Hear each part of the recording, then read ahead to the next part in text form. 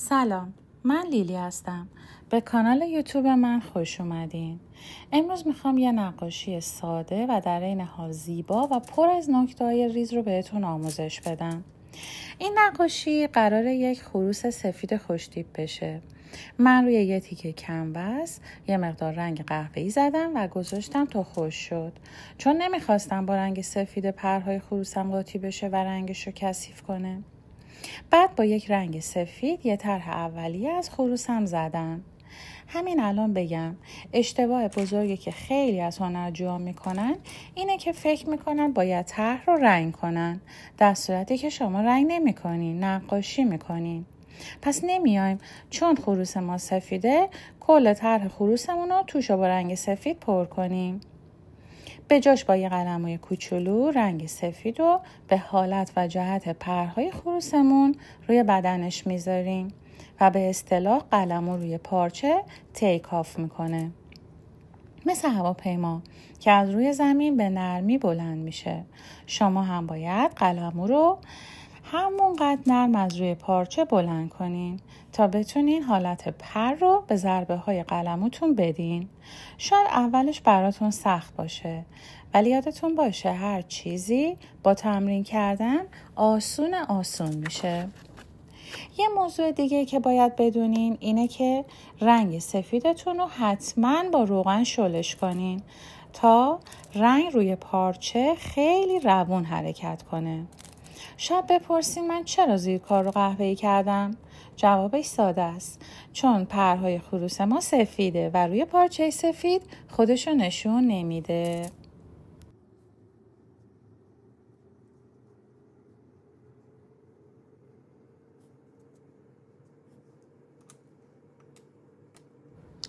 حالا بریم سراغ تاج این آقا پسر خوشتیپمون. برای تاج من از رنگ قرمز کادمیوم که همون قرمز گوجه‌ای خودمونه استفاده میکنم.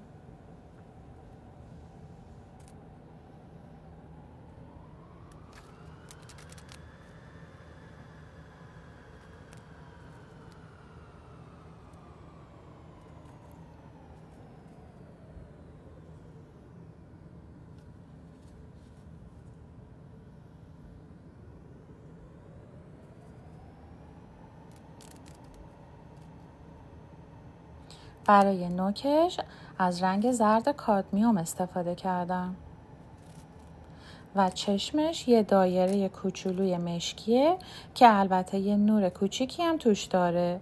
یادتون باشه برای چشم حتما نور بذارین. حالا فرق نمیکنه که این چشم حیوان باشه یا چشم آدم باشه. وقتی که توی چشم نور میذارین تازه اون چشم انگار زنده میشه. برای نور روی تاجش از رنگ نارنجی استفاده میکنم و برای دور چشمش هم یکم رنگ صورتی.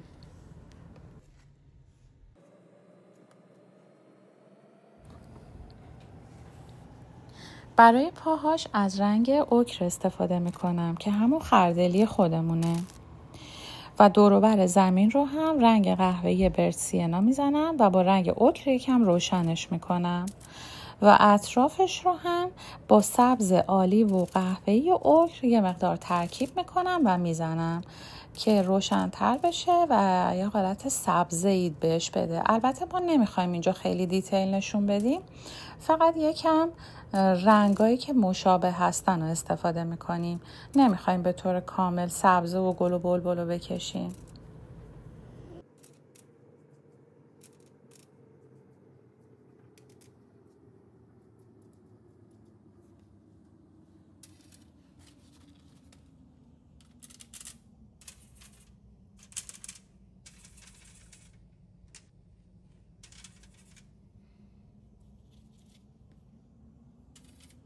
برای آسمونمون یکم رنگ ویریدین رو با سفید باز میکنم که روشن تر بشه و آسمونمون رو باش میسازم و با دور و بر سبزه هایی که پایین کشیدم یکم محوش میکنم.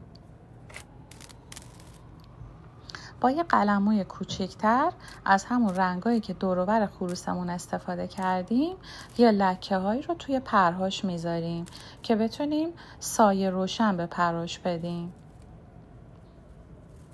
و بعدش با همون رنگ سفید پرهامون روش چند تا پر میایم که طبیعی‌تر و خوشگل‌تر بشه و اطراف خروسمونم با رنگ سفید پرهاش یه مقداری میایم روی رنگ زمینمون که هم یه محوی قشنگی بهش میده، هم این که جدا از زمینمون نمیشه و خیلی خروسمون طبیعی تر میشه.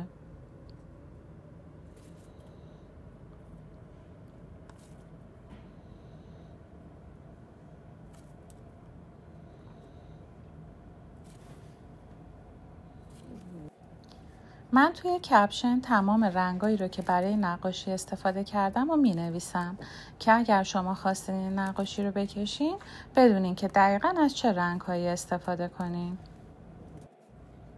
یه جاهایی که من دارم حرف میزنم یه صدای خور و پف ریزی هم از پشت صدای من میاد. اینه که الان میبینین.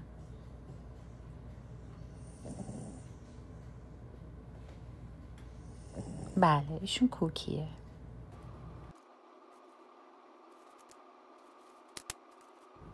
ممنونم که تا اینجا با من بودین. اگر از این نقاشی و این آموزش خوشتون اومد لطفاً منو لایک و سابسکرایب کنین و اون زنگوله رو بزنین تا نقاشی ها و آموزش های بعدی همیشه براتون بیاد و یوتیوب به شما خبر بده. و اینم بدونین که من هر هفته بعد از این کلی آموزش ها در مورد رنگ و نقاشی براتون میذارم. اگه هر سوالی داشتین توی همین زیر همین نقاشی از من بپرسین توی کامنت ها و مطمئن باشین که حتما جواب میدم و اگر چیزی بود که جواب مفصلی لازم داشت حتما براش یه ویدیوی جداگونه میسازم. تا ویدیوی بعدی، به امید دیدار.